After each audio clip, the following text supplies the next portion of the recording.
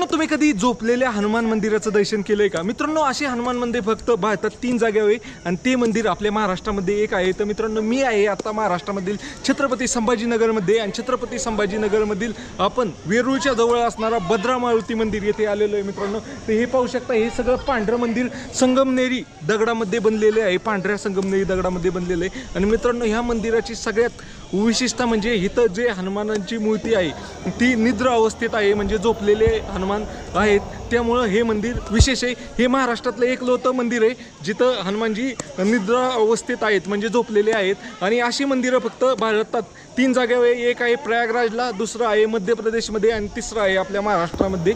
आणि ते मंदिर आहे. मित्रांनो, तुम्हाला ह्याच्यावरती तुम्ही क्लिप पण पाहिली असेल की